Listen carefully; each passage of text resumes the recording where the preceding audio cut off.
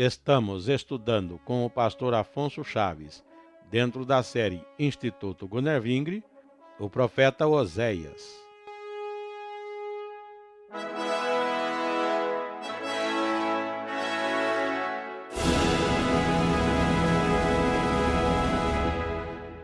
Temos chegado até então ao capítulo 10, mas lembremos sempre a realidade e a máxima constância deste livro, o juízo de Deus sobre a nação de Israel, 10 tribos do norte, o juízo de Deus que é iminente. Ali Deus fala através de comparações, comparação forte, chamando a nação de Israel como mulher adúltera, pelo que na verdade também ela e seus filhos não são filhos de Deus, do Deus verdadeiro, e o Senhor traria juízo sobre Israel. Mas ao mesmo tempo, nesta figura, observe que Deus dá chance, propõe a reconciliação à mulher infiel, chamando-a para estar com ele e esquecer dos seus desvios e apegar-se a ele, seu Deus, e na simbologia, seu marido. Mas a história continua por todo o livro, não só nos primeiros capítulos, Deus continuamente falando que tem uma contenda com os moradores da terra, onde isso toma amplitude maior. Que se fala com Israel, na verdade é figura de toda a humanidade, que ele, Deus, criou, humanidade que lhe tem sido infiel, deixando o seu Criador e construindo para si mesmo deuses diversos. Também a humanidade é a mulher infiel nesta comparação. Mas mesmo assim, ao ponto que Deus fala do castigo pelo desvio, assim mesmo conclui depois numa oportunidade de reconciliação. Por todo o tempo vai assim, como também Deus cobra Israel ter se desviado, formando para si reis, estabelecendo príncipes, mas Deus não está participando disso. Pela lei, é um filho de Davi que deveria estar reinando, mas eles escolhem a seu bel prazer o seu rei e os seus príncipes, mas figura também de que eles rejeitam o verdadeiro rei e príncipe constituído por Deus, que é Cristo Jesus. Pelo que a mensagem do passado serve também para hoje. Volta e outra, Deus fala das histórias de Israel. Considera alguns pontos a saída da terra do Egito, como ele se apegou à nação de Israel e a conduziu pelo deserto, mas eles foram infiéis também no deserto. E Deus fala também, num particular, desta história, desse caminhar no deserto, da idolatria constante, o bezerro de ouro, Baal, na região de Baal Peor, e assim seguidamente. Como o Senhor vai falar também que no desvio de Israel de Deus, vai querer voltar ao Egito. Deus usa a figura de que Israel é pomba enganada. Voa no sentido da direção do Egito, como que voltando ao tempo passado sem compromisso, sem conhecimento de Deus, mas não há volta para o Egito. Eles vão parar na Assíria. E várias vezes, até agora, Deus fala assim e vai continuar falando sempre dessa figura. Vão ir para o Egito, querem ir para o Egito, mas acabarão na Assíria, comendo comida imunda. Assíria, que significa destruição. Na figura que Jesus disse, aquele que recuar, o seu estado vai ser 7 vezes pior. Não há volta atrás. É para melhor diante de Deus, ou então para uma situação de desastre, destruição.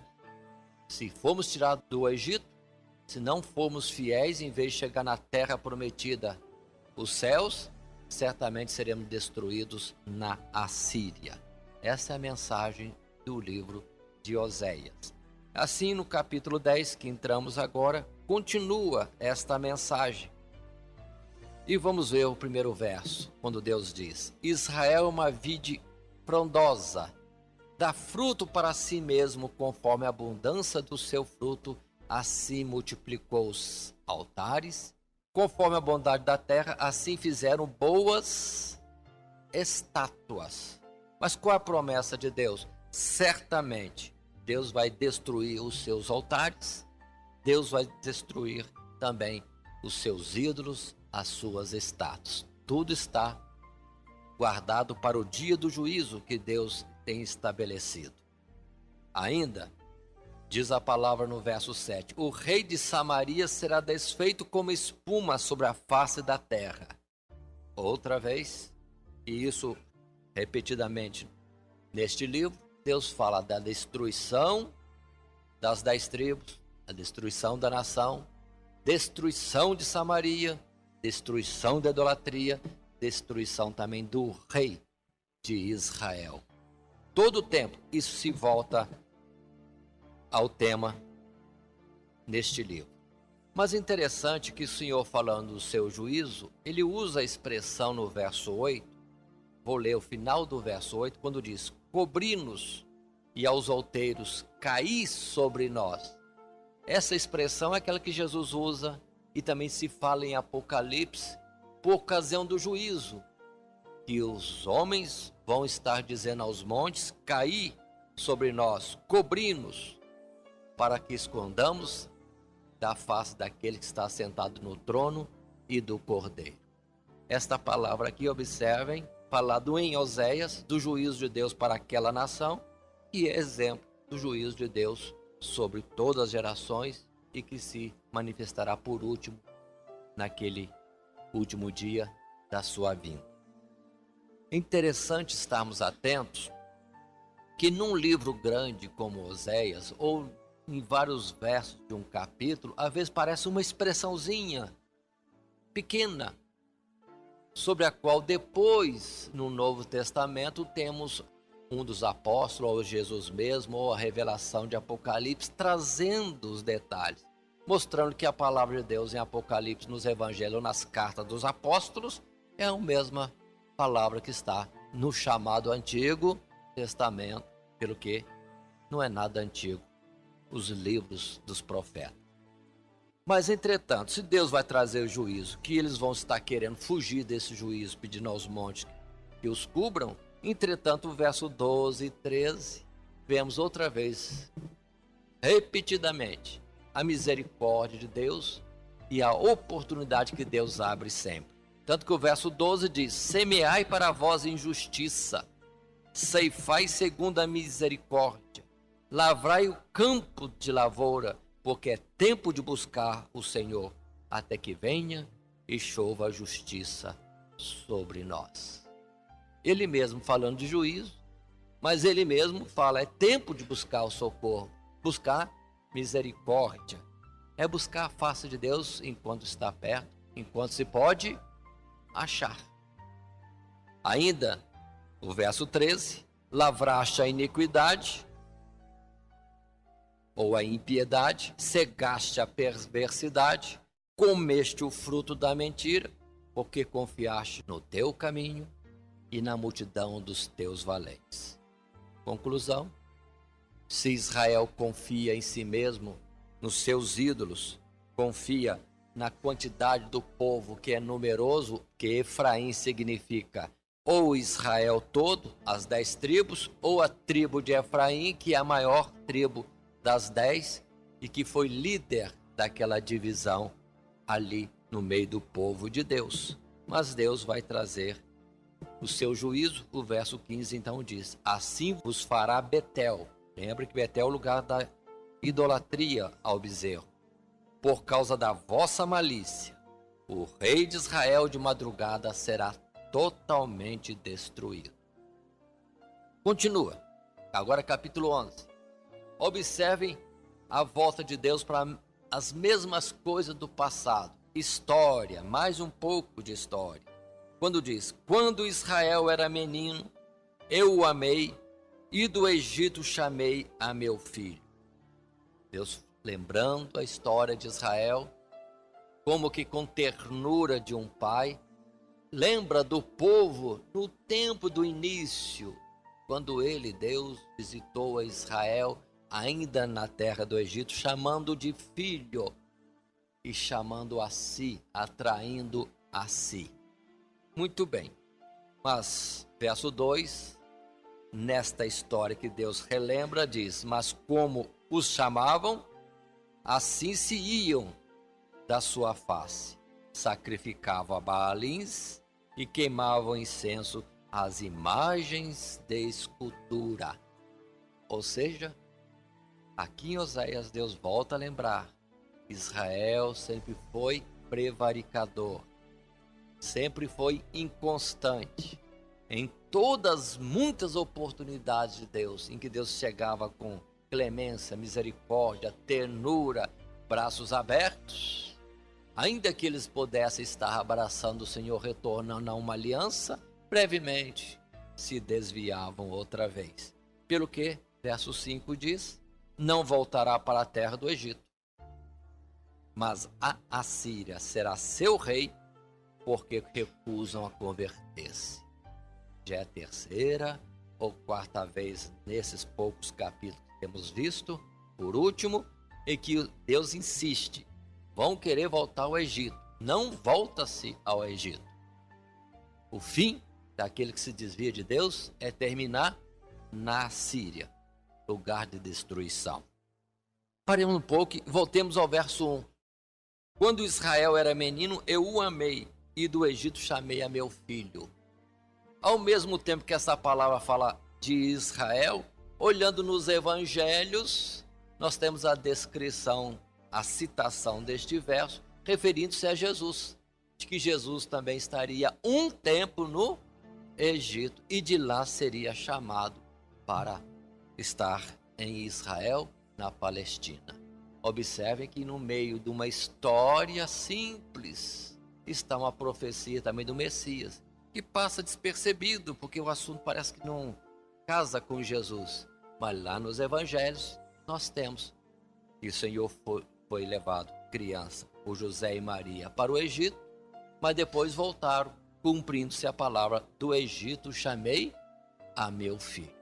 Então observe, mas que o Espírito de Deus fala sutilmente em meio aos versos e os muitos capítulos que temos na palavra dos profetas. E só com muito cuidado percebemos que aquelas poucas palavras têm uma implicação mais vasta, mais extensa. Mas continuando, dentro dessa história de Deus falando ao povo de Israel, vamos para o verso 9 do capítulo 11, quando Deus diz assim, e chama a atenção porque a palavra é também sutil: não executarei o furor da minha ira, não voltarei para destruir Efraim, porque eu sou Deus e não homem, o santo no meio de ti, e eu não entrarei na cidade. O Senhor está falando de uma contenda com o povo, mas ele, como Deus, não vai contender com o povo. Ele é Deus. Mas, na verdade, aquilo que o homem planta é justamente aquilo que ele vai colher. O salário do pecado é a morte. Deus não precisa ir atrás. Deus não precisa entrar em contenda com o homem. Ele escolhe o seu próprio caminho. Assim, diz a palavra ainda, vamos estar seguindo o verso 10, andarão após o Senhor. Ele bramará como leão. Bramando ele, os filhos do ocidente tremerão. Observe essa palavra. Por enquanto parece sem sentido. Continue um pouquinho. Verso 11. Tremendo virão, como um passarinho os do Egito, e como uma pomba os da terra da Síria. Assim os farei habitar em suas casas, diz o Senhor. Paremos. O que o Senhor está falando? O Senhor bramando como leão na repreensão contra Israel. Quem vai estremecer vai ser o Egito e a Síria. E eles virão ao Senhor.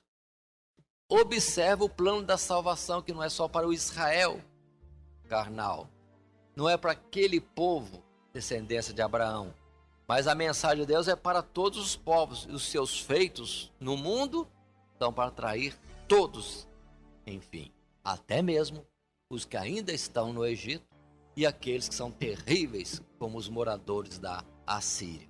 Deus quer também salvá-los. Observe que é uma palavra muito sutil.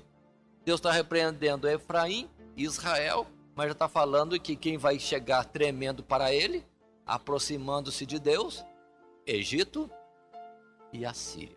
Guardem isso. E mais à frente um outro profeta vai falar mais claro da salvação do Egito, da salvação da Assíria. Quero dizer a nação Egito, a nação Assíria, mas pessoas que no mundo não estão no rebanho de Israel, entretanto são chamados para estar no aprisco do Senhor, seja Egito e seja a Assíria. Duas nações bem opostas naquele tempo passado e na história de Israel e nas suas figuras também. Assim, verso 12, como anteriormente vimos, ao mesmo tempo que Deus fala de Efraim, de vez em quando puxa alguma coisa sobre Judá. E o verso 12 diz: Efraim me cercou com mentira e a casa de Israel com engano. Mas Judá ainda domina com Deus e com o santo está fiel. Observe isso, pronto. Aqui Judá está bem, mas um outro verso anterior, Deus já repreendeu Judá também. Repreendendo Israel, repreendeu Judá. Aqui não é repreensão, considerando que Judá ainda domina com Deus. Vamos à frente ao capítulo 12. Verso 1. Novamente, Deus volta à mensagem. Observe que algumas coisas na Sagrada Escritura parecem ser enfadonhas, repetitivas, mas vamos entender do lado da misericórdia de Deus, que Deus está sempre voltando à mesma palavra, como um pai, como uma mãe que fala ao filho uma vez, muitas vezes, parece que não cansa de falar, e às vezes vem uma expressão do filho ou da filha, mas já falou isso demais, chega de falar. E Deus, como pai e mãe, fala, e alguém dizia, mas já falou isso tantas vezes, por que repetir? Clemência, misericórdia, o amor de Deus, na verdade, para com as almas, não querendo que se percam, mas venham a salvação. E assim, verso 1 do capítulo 12, Efraim se apacenta de vento e segue o vento leste. Todo dia multiplica a mentira e a destruição e faz aliança com a Síria, e o azeite se leva ao Egito. Paremos. O que significa isso? A mesma mensagem. Querendo ir ao Egito, vão para a Síria. Não estão mais na situação de anterior, do tempo passado, antes de Moisés no Egito. Estão na Síria. E tudo aquilo que Deus lhe deu de graça, de bênçãos, o azeite, a unção, tudo aquilo, na verdade, se perde no Egito. Alguém pergunta, mas por que não fala na Síria? Porque é no mundo. Perde-se no mundo. Observe quantos que estavam em nosso meio, por Deus foram abençoados de muitas formas, materialmente, vamos dizer assim, com dons espirituais também, em tantas coisas que alcançou de conhecimento, mas desviando de Deus, desperdiça isso no Egito. Sabemos de alguns famosos no mundo, mas a vida dele primeira foi aonde? Na igreja, seguindo Cristo Jesus, seguindo o Evangelho. Desviaram-se, são famosos no mundo, mas na verdade estão pondo a perder tudo aquilo que de Deus receberam. Como vai ser no dia do juízo? Deus vai cobrar o talento, não terão nem o talento para devolver. Gastaram, desperdiçaram tudo no mundo, aqui tipificado como Egito. Seguindo ainda no capítulo 12, as palavras de Deus ainda sempre cobrando Israel, sempre falando do seu juízo e ainda dando oportunidades, volta a uma parte com Judá. O Senhor também com Judá tem contenda e castigará Jacó. Segundo os seus caminhos, segundo as obras o recompensará. Observe que Deus acabou de falar que Judá estava bem. E agora diz que não está tão bem. Deus tem contenda com ele. Então, mas por enquanto, a questão de Deus é com Israel, as 10 tribos. Mesmo assim, falando de Israel ou mesmo Judá, verso 3 e 4, Deus volta a história. No ventre, pegou do calcanhar do seu irmão, e pela sua força como príncipe se houve com Deus. Como príncipe lutou com o anjo e prevaleceu, chorou e lhe suplicou. Em Betel o achou e ali falou conosco. Tudo isso é história. O próprio Deus lembrando como saudoso o tempo de Jacó, um homem único, patriarca na sua casa, buscando a Deus, lutando com Deus, vencendo com Deus. Deus tem saudade do crente que busca Ele. E muitos deixam de buscar o Senhor sente saudade, vamos dizer isso. E lá em Apocalipse diz, deixou o primeiro amor, deixou as primeiras obras. Deus ressente-se com isso. Mas a palavra continua no verso 5, dizendo, sim, com o Senhor, o Deus dos exércitos, o Senhor é o seu memorial. Tu, pois, converte-te a teu Deus, guarda a beneficência e o juízo, e em teu Deus espera sempre. Deus não sabe se castiga ou se afaga. Observe a misericórdia de Deus, castigar por cada iniquidade, ao mesmo tempo afaga porque ama, quer salvar, quer restaurar, quer beneficiar uma pessoa que é intransigente, dura serviço, é o povo de Deus.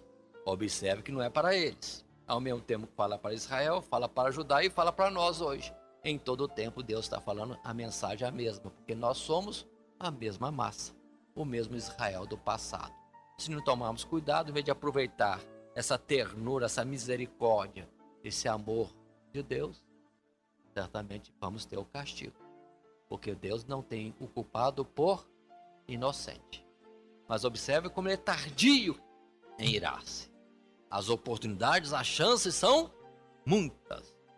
Pelo que também consideremos aqueles que aguardam uma salvação após a morte, que depois de morto ainda temos um jeitinho ainda de se fazer alguma coisa em favor deles, ou que vão para um lugar pagar os pecadinhos, no lugar intermediário entre a condenação e a salvação.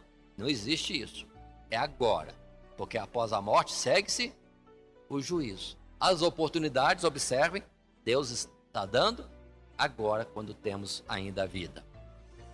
E assim, nesta história, Deus vai falando e aconselhando. Converte-te a teu Deus. Deus está pronto, braços abertos a receber. Continuando mais à frente, Deus traz outras correções, mas no verso 9, ele insiste numa expressão também que ele usa. Mas eu sou o Senhor, teu Deus, desde a terra do Egito. Eu ainda te farei habitar em tendas, como nos dias da reunião solene. E falarei aos profetas, multiplicarei a visão, e pelo ministério dos profetas proporei símiles, ou seja, figuras, parábolas. Deus falando do erro do povo, Deus querendo trazer o castigo pela iniquidade do povo, ao mesmo tempo, observe que está apontando à frente. Eu ainda te faria habitar em tenda. Ou seja, voltar ao amor dos primeiros dias de Deus sozinho com o povo no deserto e Deus e o povo sozinho com Deus, como que no namoro do tempo passado. Então observe, Deus castigando, Deus repreendendo, mas Deus olhando lá na frente, que Ele quer o quê? A restauração deste povo. Indo à frente, capítulo 13, a palavra diz a respeito de Efraim, a tribo ou as 10 tribos de Israel. Quando Efraim falava, tremia-se. Era a maior tribo. Ou então o povo de Israel eram 10 tribos com capital em Samaria. Foi exaltado em Israel, mas ele fez-se culpado em Baal e morreu. O transgredir contra Deus é morte. Mas Observemos à frente. Verso 4, Deus volta àquela expressão. Todavia, eu sou o Senhor teu Deus, desde a terra do Egito. Portanto, não reconhecerás outro Deus além de mim, porque não há Salvador senão eu. Deus repreende, Deus promete castigar e outra vez fala da oportunidade ou daquilo que ele quer fazer para restaurar o povo. E voltando à história, verso 5 do capítulo 13, eu te conheci no deserto, em terra muito seca. Depois eles se fartaram em proporção do seu pasto. Estando fartos ou satisfeitos, ensoberbeceu-se o seu coração, por isso se esqueceram de mim. Continuamente o povo transgredindo. Verso 9, Deus diz então: para a tua perda, ó Israel, te rebelaste contra mim, contra o teu ajudador. Verso 10, onde está agora o teu rei, para que te guarde em todas as tuas cidades? E os teus juízes, dos quais disseste: dá-me rei e príncipes. Dei-te um rei na minha ira e te tirei no meu furor. Paremos. O que é que Deus está cobrando do povo? De tomar para si líderes, querem líderes para si, rejeitando a liderança de Deus. Esta expressão que estamos lendo no capítulo 13, verso 9, 10 e 11, é palavra lá de Samuel. Primeiro Samuel ainda, no capítulo 8, quando o povo de Israel chegou a Samuel e disse: queremos um rei que ande na nossa frente, faça as nossas guerras como as outras nações. Samuel, entristecido, buscou a Deus e Deus disse: não foi contra ti, foi contra mim. Eles rejeitaram não a você, mas rejeitaram a mim, para que eu não reine sobre eles. Dá-lhes o rei que eles querem. E observe que esta situação de quererem para si uma liderança que não seja a de Deus, permanece até hoje, conforme já dissemos em capítulos anteriores, que Deus reclama isso, que os cristãos deveriam ter a Cristo Jesus como Rei, como Senhor, que orienta os caminhos pelo qual deve andar, a posição a tomar, onde estar nas diversas comunidades que buscam a Deus ou igrejas, mas cada um quer escolher o seu próprio caminho. Deus reclama isso. Querem líderes? Não querem a minha liderança? Mas virá o tempo em que eu vou lançar em rosto de vocês essa situação. Onde está agora o seu rei? Onde está agora o seu líder? Quiser um líder da sua vontade? Então, onde está ele? E Deus diz: quiseste, eu dei. Mas só que eu dou na ira e tiro no meu furor. Deus cobra. Em algum tempo, certamente Deus cobra isto. Na sequência, vem ainda a palavra do Senhor, verso 12, 13, 14. Estou lendo cada detalhe que vai vir aqui. A iniquidade de Efraim está atada, o seu pecado está armazenado. Deus vai como que ajuntando numa medida, e só age quando essa medida transborda. Verso 13. Dores de mulher de parto lhe virão. Ele é um filho insensato, porque é tempo e não está no lugar em que deve vir à luz. Deus fala, espera que esteja no lugar, que haja de uma certa forma, que esteja numa certa posição, e nunca está. Verso 14. Eu os remirei da violência do inferno e os resgatarei da morte. Onde estão, ó morte, as tuas pragas? Onde está, ó inferno, a tua perdição? O arrependimento será escondido dos meus olhos. Voltemos ao verso ainda do seu início. Eu os remirei da violência do inferno. Que palavra é essa? O que Deus está querendo dizer? O povo é constantemente como aquele que traspassa a lei, que transgride, Mas Deus está prometendo que vai remir-os da violência do inferno. Observe isso. Os resgatarei da morte. Então observe que Deus não está na contenda do homem para cobrar dele e destruir. Mas na verdade Deus está batalhando com o homem para salvá-lo. E promete, como depois vamos ouvir a palavra dizendo, uma poderosa salvação na casa de Davi, seu servo. Falando de Jesus. Mas o detalhe que eu quero chamar a atenção, que esta palavra do verso 14 é repetida, é falada e discorrida por Paulo em 1 Coríntios, no capítulo 15, verso 50, 51, 52. Eis que vos digo um mistério. E fala da ressurreição, da transformação do nosso corpo corruptível, mortal, em um corpo incorruptível e imortal. É quando então se declarará: onde está, ó inferno, a tua perdição? Palavra de Coríntios, Paulo discorrendo. Observe que é um verso que parece ter sentido só aqui, mas Paulo usa para falar da nossa redenção naquele último dia. Na verdade, vamos entender, nós estamos nesse combate. Nós somos Israel de Deus, mas Deus olha para nós e nos vê o quê? Às vezes fazendo aliança com ele, quebrando aliança. Faz aliança, quebra aliança. Faz aliança, quebra aliança. E Deus fala que fora dele só tem destruição. Fora dele só tem um caminho, a Síria. Ainda queiramos ir para o Egito, acabamos na Assíria. Mas entretanto, nessa luta nossa para dominar o pecado, cada vez mais afastar do pecado, Deus está trabalhando conosco e a promessa é da restauração, da transformação nossa e do arrebatamento no último dia. A morte, o pecado serão vencidos, certamente. O pecado já foi vencido na cruz do Calvário. E a morte? A palavra em Coríntios diz que o último inimigo a ser vencido é a morte. E aqui está, em Oséias, um verso de Oséias que Paulo utilizou e sobre isso pôde discorrer. Ou seja, irmãos, um verso, uma parte de um verso, às vezes tem conteúdo bastante que o Espírito de Deus pode abrir para nós e mostrando coisas extensas e profundas. Pelo que o estudo da palavra de Deus pode ser continuado, é como o rio de Ezequiel que alguém quer atravessar, mas quanto mais anda, mais fundo ele se torna, é intransponível na verdade. A palavra de Deus é uma fonte inesgotável de informação, de orientação e tudo mais.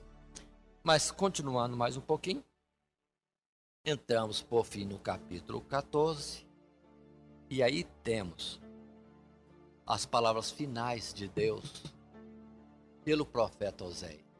De tanta transgressão, de tanto pecado gravíssimo, vergonhoso de Israel, que trazia vergonha para Deus diante dos outros povos. Entretanto, a mensagem de Deus é salvação. E assim, observemos todo o verso, capítulo 14, todos os seus versos.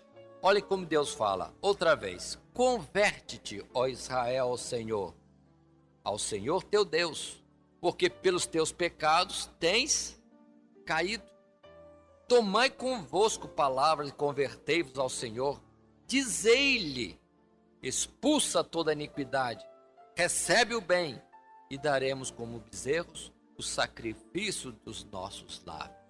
Quem está dizendo isso? É Deus. É Deus que está dizendo. Como que para a criança pequena, colocando palavras na boca do povo. O povo dirigisse a ele, Deus, com essas palavras. No sentido de arrependimento, conversão, de que está renunciando e rejeitando e mandando embora toda iniquidade. E que por fim apresentará sacrifícios agradáveis a Deus dos lábios, como diz lá em Novo Testamento, que confessa o seu santo nome. Já está em Oséias aquela mensagem do Novo Testamento. Continuando ainda, verso 3: não nos salvará a Síria, não iremos montados em cavalos, e a obra de nossas mãos não diremos mais: tu és o nosso Deus. Porque por ti, por Deus, o órfão alcançará a misericórdia. Observe. Várias vezes, repetidamente, o povo querendo ir para o Egito, mas acaba na Síria.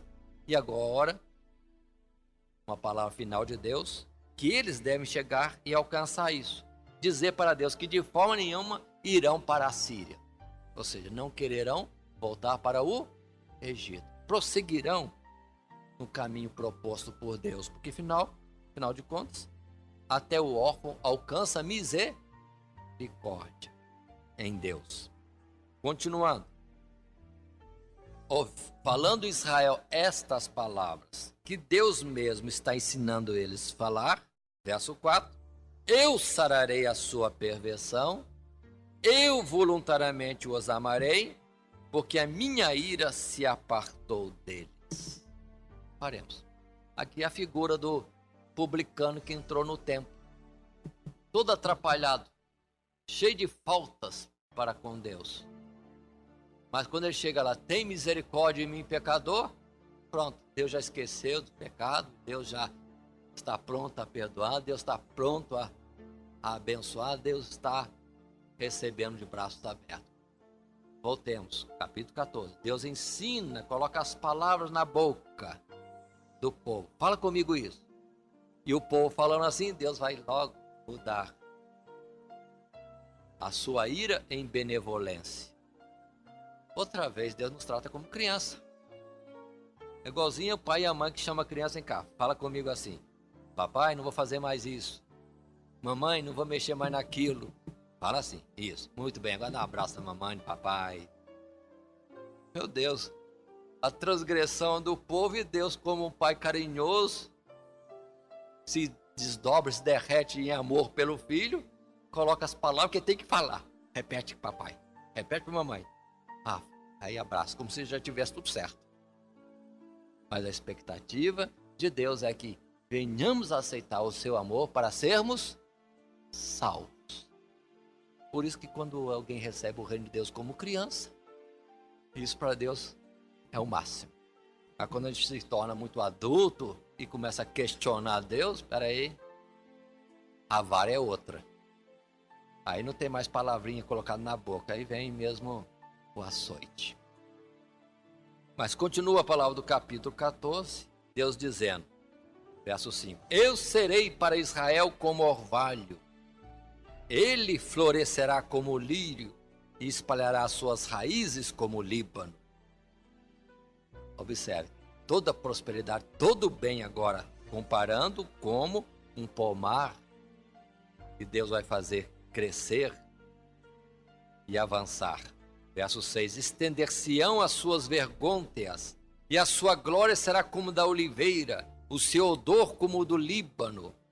Voltarão os que se assentarem à sua sombra, serão vivificados como o trigo, florescerão como a vide, e a sua memória será como o vinho do Líbano. Paremos. Deus não está falando de madeira do Líbano, nem de flores do Líbano.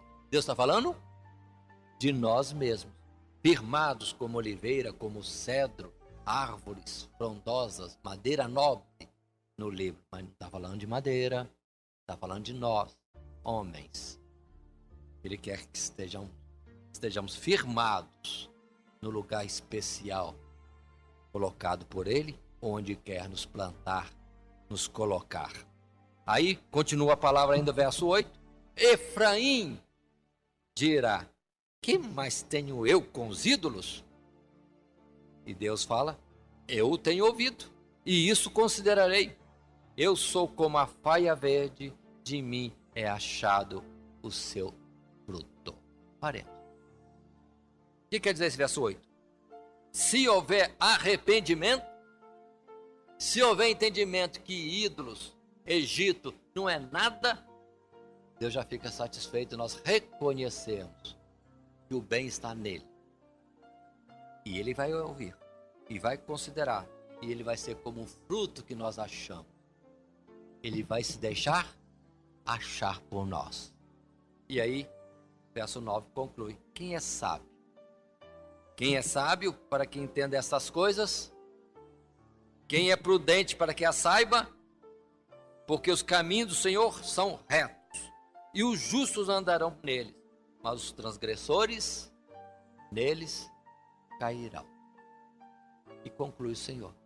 O Senhor é, de fato, benigno. Só se perde quem, na verdade, quer se perder, quem, na verdade, se torna transgressor e persiste na iniquidade. Porque, por resto, vamos dizer, Deus se coloca inteiramente à disposição de qualquer um para salvação. Se alguém não for salvo, diríamos nós como homens, é porque não queremos ser salvos. Porque da parte de Deus, Ele coloca até, como vimos nesse capítulo 14 e outras passagens mais, Ele coloca nas nossas bocas como falar com Ele. Se falarmos assim, pronto, Ele já nos abraça, nos recebe e nos restaura. Aí está o profeta Oséias. Não é Antigo Testamento, não é Velho Testamento, mas é a salvação de Deus proposta. Deus amou o mundo de tal maneira. Pronto. Aqui nós estamos vendo que tal maneira que é. Não leva em conta as nossas transgressões. Não tem prazer na condenação do ímpio. Mas a sua satisfação está em salvar. Em que o ímpio mesmo se converta e venha a ser salvo. Aí está o resumo do livro de Oséias. Que Deus nos abençoe em Cristo Jesus. Amém.